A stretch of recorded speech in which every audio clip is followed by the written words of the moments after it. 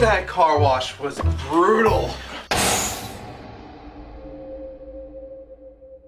So many monkeys. There weren't enough. Man, I can't believe Ric Flair showed up, man. Woo! You know,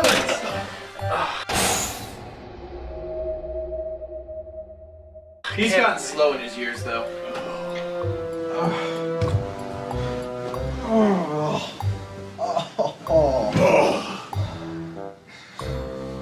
So what do you guys want to do now? Dude, I'm too tired. I'm too tired to poop. They changed the bed sheets here, right? you guys want to watch a movie? What'd you bring? Well, do you remember that movie that's supposed to be so bad that even the nostalgia critic himself won't review it? Ultraviolet? No. Dungeons and Dragons? No. Pokemon the movie 2000? No. Dragon Ball Evolution. Dragon Ball? What has Hollywood done to you? Wait a minute. I know Dragon Ball, but I don't know any of these characters. Is that supposed to be Goku? James Wong? Didn't he direct Final Destination 3 and Black Christmas? I don't think we should do this. I don't feel good about this. I'm just gonna go down to the showroom.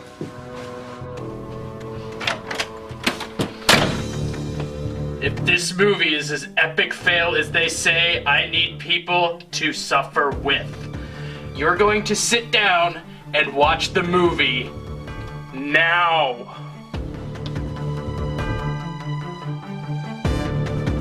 Sean, you fat whore! I'll punch you in the man boobs!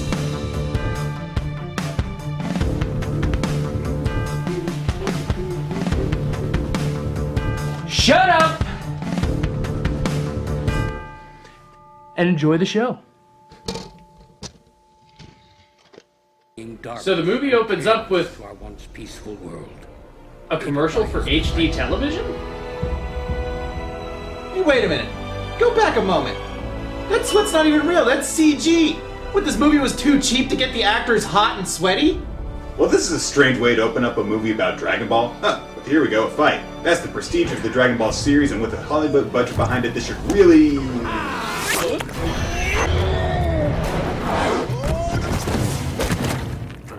Oh, good God, that was awful! This is a movie about Dragon Ball, and they can't even get the fighting right. Oh man, we need Goku here immediately to save this movie. Hey, kid, do you know where Goku is? Someday, Goku. Oh! That's not Goku! That's a Jonas Brothers reject! But what was all of that ass whooping about, you ask? Well, today is Goku's 18th birthday. Oh, isn't that sweet of you? You beat up your grandson on his birthday. Well, Grandpa Gohan, what are you giving Goku for his birthday? Happy birthday, Dragon Ball. Wait, you're giving an artifact of mystical world-conquering power to the teenager who still has melon on him from that last ass whooping. Yeah, I could see that. It's my only treasure. You know, Grandpa, most kids get things like iPods or laptops for their birthday. And you get enormous responsibility! Happy birthday, Melonhead! Thanks, Grandpa. Next we see Goku riding to school on a bike. You know, because he did that a lot in the manga. So how much do you want to bet that that's the flying Nimbus? Oh.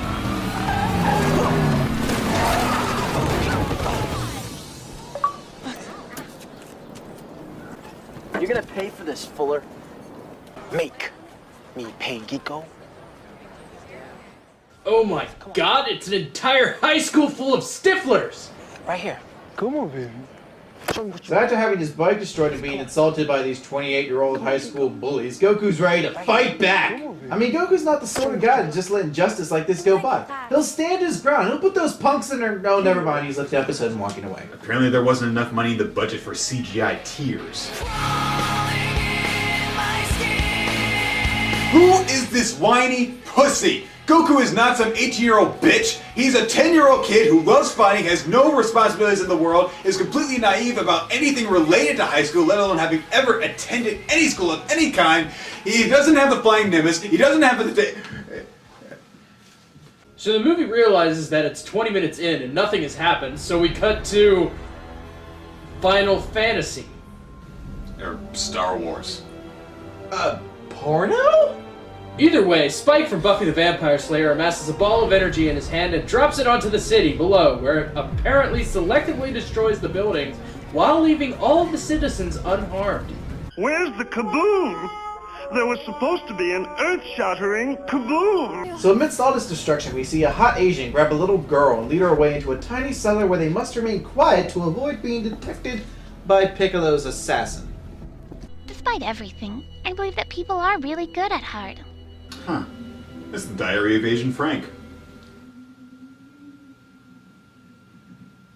So the hot Asian assassin detects them, and the hot Asian peasant decides to give up her Dragon Ball so that the little peasant girl, who will eventually grow up into a hot Asian herself, will live. And now we finally see that Piccolo is hunting for the Dragon Balls. So the story is, at last, finally in motion. And then we cut to a classroom. Remember all those classroom scenes in Dragon Ball? Neither do we. You! Answer! Oh, Jason, hey, dude, what's going on? Hey, dude, you got that lube by lunch? I have to go to the playground later. Dude, you gotta get us out of here. He's a mad hippo. We're having fun. We're watching a movie. We're watching a movie. Sweet, can I join you?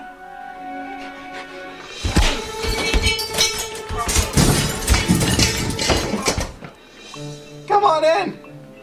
Cool. So how long is this movie? I've only got half hour for recess.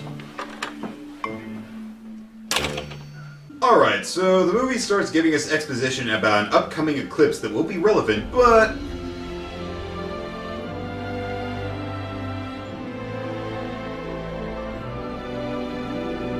Yes, yes, yes! No, no, no! Yes, yes, yes! That's not how you eat a strawberry seductively. This is.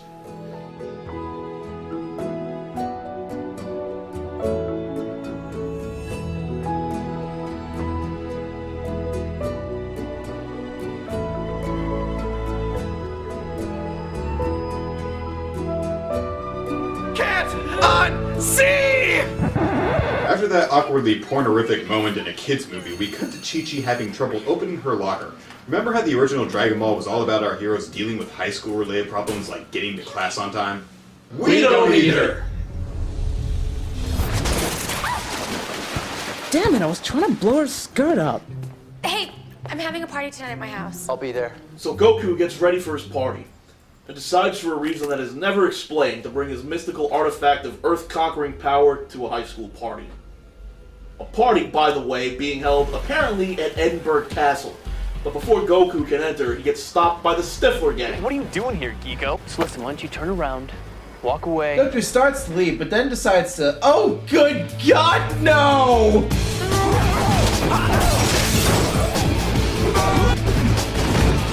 So, it's Goku and Gohan's birthdays. Let's see how their respective days are going.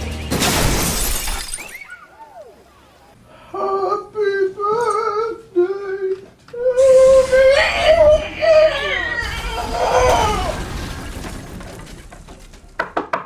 You guys open up, it's me. Ah! No! Save yourself, man! No! Ah!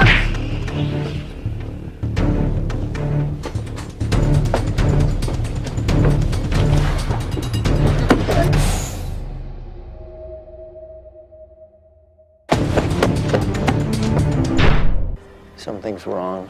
So Goku arrives just in time for the Keymaster here to give his last words.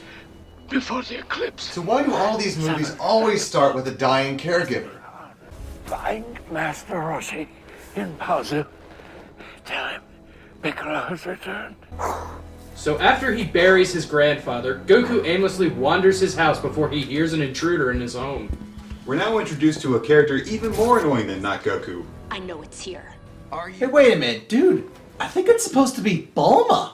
That can't be Bulma. Bulma's supposed to have blue hair. My father found it Bullshit! 20 years ago. I knew stolen. So it turns out Bulma had her Dragon Ball stolen by Piccolo's hot Asian assassin, and that she wants it back. She gets really excited, however, when she learns that there are 7 Dragon Balls. I have to have them all. Wrong anime. So Bulma agrees to help Goku find Master Roshi if he helps her find the other Dragon Balls. And the two set off together, but not before Bulma rips off Transformers. We then cut to Bulma and Goku in New York, Hong Kong, Los Angeles, Tokyo, where Bulma seems to be unable to track down Master Roshi. I have tried every possible spelling of Roshi in the directory. He's not listed. You try Master? M-A-S. You know what? That line was actually kind of funny.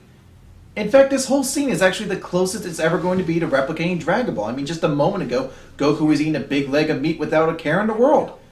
Are they actually respecting the source material? No, they're not, because this is Kame House. And so, not Bulma and not Goku enter the not Kame house and immediately fail at the art of stealth. No, Chow Yun Fat! What have they done to you? Hold on. You might think this is a failed attempt to capture the eccentric charm of the original Master Roshi, but it's not. Actually, this is Chow Yun Fat thinking about the dump truck full of money that the makers of this movie parked in front of his house, and the producers just decided to keep it in the film. My grandfather is dead. Awkward! Goku delivers the news about Piccolo's return, causing Roshi to explain the current fate of the world while performing the sending ceremony from Final Fantasy X?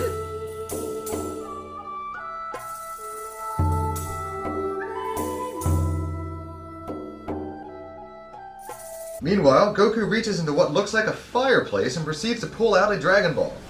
He looks at into an... okay, wait. Didn't Lord of the Rings do this already with the Seer Stone? Yeah, look at this! They did the exact same thing in Lord of the Rings. We do not know who else may be watching. Wow, this movie manages to base all of its material on everything except Dragon Ball. Shallow crane strike is the most basic of all the air bending techniques. Airbending. Airbending. Airbending. Who is responsible for this hyper-condensed shitstorm of a movie? Who did this? Who said that they had to rationalize Plasma Blast from the palm as fucking elemental manipulation? Did you need to do that just to rip off an infinitely better cartoon series? Who did this? I cannot allow this to go unpunished! I will rip out their bowels through their nostrils! And so our not heroes search for the Dragon Balls, only to instantly fall into a pit.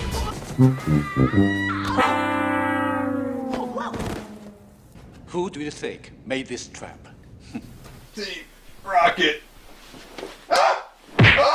No, it was in fact... Oh god, no! That's not... Yamcha, at your service. Yamcha, what have they done to you? Oh, this casting is awful. A Bulma with brown hair who likes to shoot people, and a Goku who wants nothing more than to impress Chi-Chi. Did the writers even read the series? Yes, this bandit is actually Yamcha, who keeps our heroes trapped until they pay him ransom. Master Roshi takes this time to deliver some needless exposition. Hey Roshi, remember the whole 7 days left thing? Yeah, you might want to get up on that. So Roshi convinces Yamcha to help by promising part of Bulma's fortune, and he assists by drilling through half a foot of rock that any one of our heroes likely could have just punched through. This new tunnel takes our heroes into Lava Land? No, that's bullshit! Just a moment ago, Bulma said, I'm getting a strong signal from a Dragon Ball only 3 miles ahead. and we were in a desert! How do you go from an arid desert to a volcanic wasteland in only 2 miles? Earth doesn't work that way! Not Earth doesn't work this way! This isn't Super Mario World! You can't just go from desert land to lava land! I hunger for more misery. I need more! More!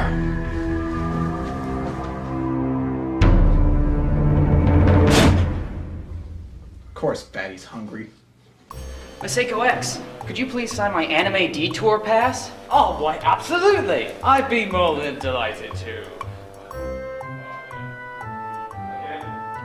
Well, there you go, Milano. One autograph. Thank you. Enjoy, good sir. What? Hello! Oh, I got my...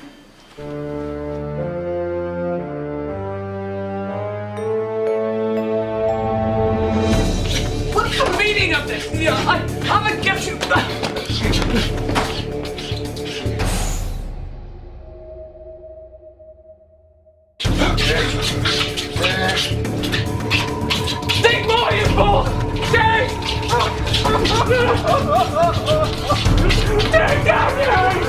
Meanwhile, back in Mordor, we see Ukog and friends faced with a dilemma.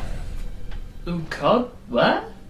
Oh, well, yeah, I mean, this movie really isn't about Goku, per se, so much as his retarded half-brother Ukog. So aside from not Yamcha's horrid acting abilities, it appears that the Dragon Ball is located across a volcano, guarded by Rita Repulsa's buddies. So, in a scene that would make the CGI in Mortal Kombat Annihilation embarrassed, Ukog learns that he can cut the monsters in half to create a bridge of corpses. A scene in which Master Roshi is quite pleased with. Impressive! So Ukog is digitally cut and pasted across the floating flame bodies and grabs the next Dragon Ball, which sends him into a psychedelic vision. Afterwards, Master Roshi and friends walk around the edge of the volcano, completely avoiding jumping across the pit of lava, and making Ukog look completely fucking retarded. And then they leave the volcano, never to mention it again. Because fuck knows that jumping across a volcano on the floating corpses of your enemies isn't worth mentioning again. However, Roshi has decided that they will not be able to gather all of the Dragon Balls in time, and decides to visit his master's temple so that he can acquire a device that can capture Piccolo and seal him away. Roshi. Isn't that Ernie Hudson? Oh, Ernie Hudson. How did they get you here? They backed up this huge dump truck full of money onto my lawn. Oh, have you gone swimming in your money yet? Not yet, but I'm gonna Scrooge McDuck it. So Ernie Hudson gives Nod Roshi the all-important plot pot. However, to use it, Roshi must sacrifice his life. Fortunately, the movie has not made any of the cast even remotely appealing, so he experienced no tension.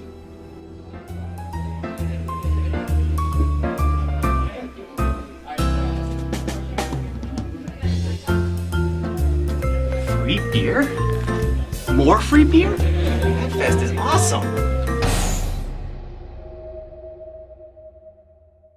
Free beers all over the place? Lucky day. Oh man. Oh man, the free beers. And free pretzels too? Oh, this is the best.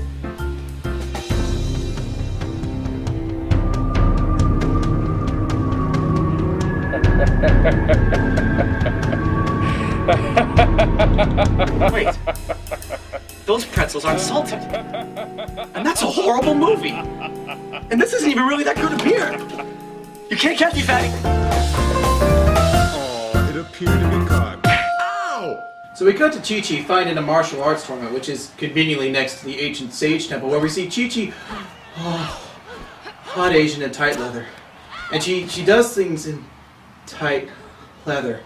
So tight, taut.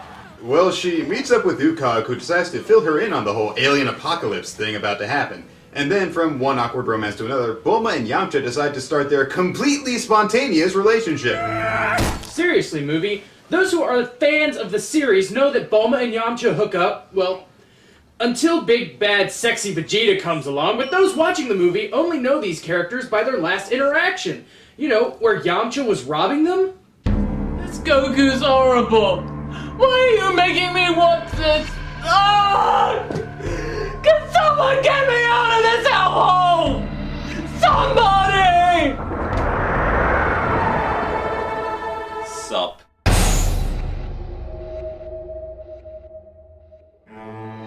Little Karibo! Yeah! That's right. And Kudifer. And him. And him too! And him. And me. And we have the Dragon Balls. All which means, 7. Yes, all 7 of them, which means we can make one wish, and one wish alone. And the most important wish of your very lives. Yeah. And while I could wish for this film to be erased from existence very easily, I have chosen instead to rescue one of you. Me! Me, please! Me! What do you think, Dad? He has my room key. Let him come.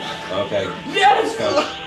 Thank you! Sorry, guys. Enjoy the rest of the film, sucker. What are we supposed to do? One simple answer to that question. Go watch porn.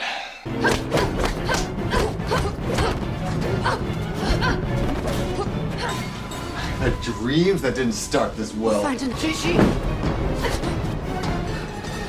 Chi-Chi?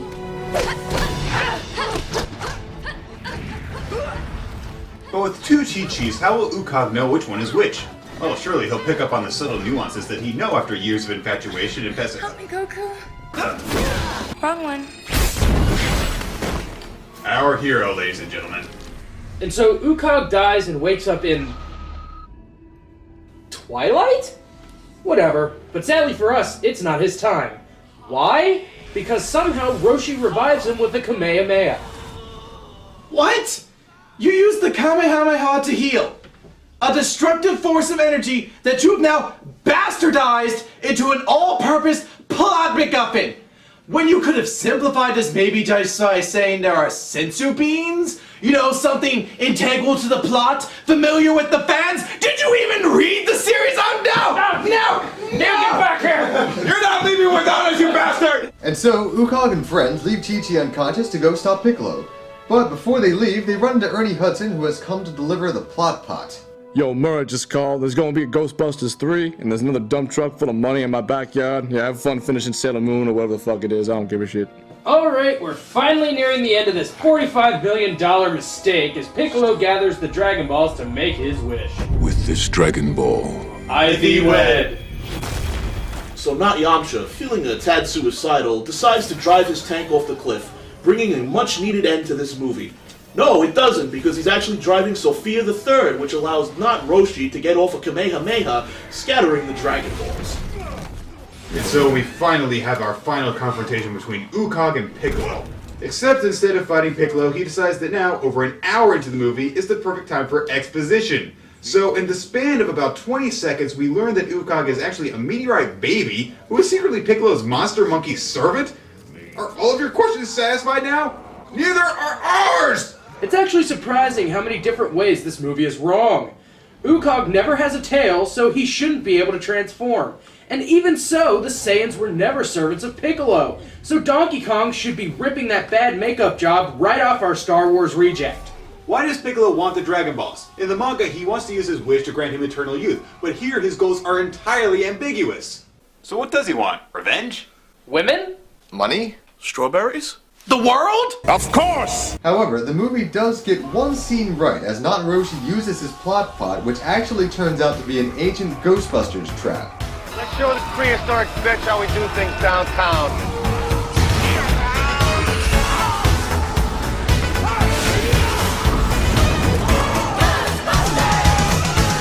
It's just a shame that Not Roshi never bothered to avoid the enormous monkey. Though, to be fair, having your neck broken by a giant space monkey does sound a lot more exciting than death by heart attack or being hit by a gay party bus. But Roshi manages to convince Ukog not to succumb to his hate, or some nonsensical bullshit like that, and Ukog reverts back to being a whiny, strippy, pathetic teenager.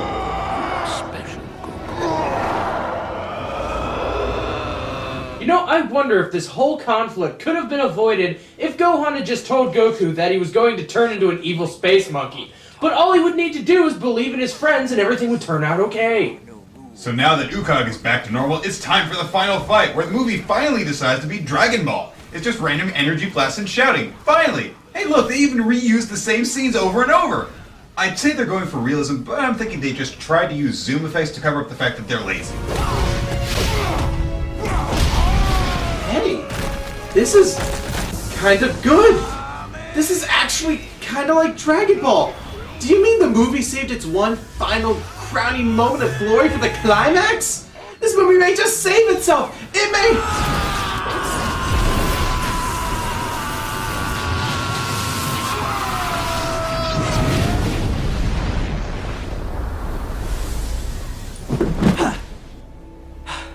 Alright, fine. So, Piccolo dies, Roshi is revived, Chi-Chi instantly forgives Ukog for beating her up and leaving without apologizing, and they have a friendly spar to, I don't know, cure cancer, who cares?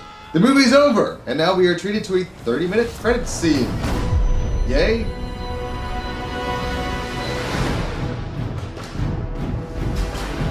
There now. It's over. Don't you guys feel a little bit better for confronting your fears head on? No! What's gonna happen the next time I see And now for our next movie. No! No! Stop him! He's very slowly getting away! I can no! Get out! Jesse, get a strawberry!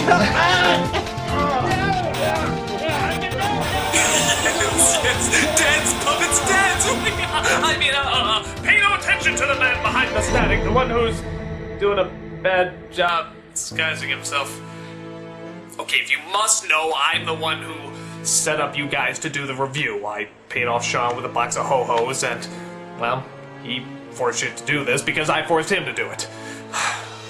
The reason is everyone's been asking me to do this stupid review and I don't watch Dragon Ball, okay? I can't stand the show. I've seen 2 seconds of it, that was enough.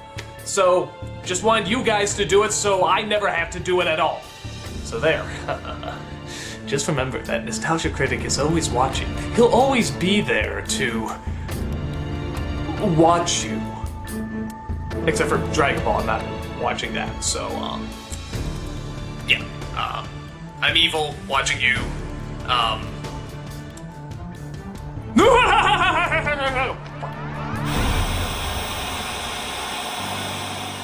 I mean, I'm really in the mood for Chinese, and I don't mean the food. Strawberries go good with Chinese food. I still gotta watch the monkey off. Hey, it's still some time for recess.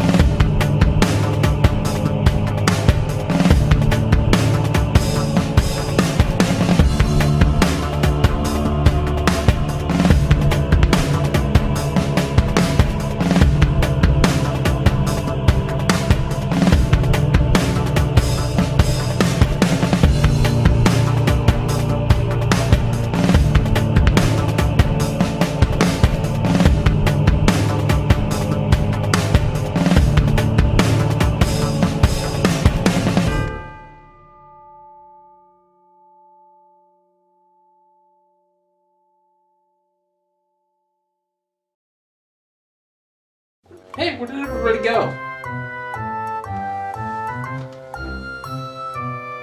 Oh, the Chinese movie was better.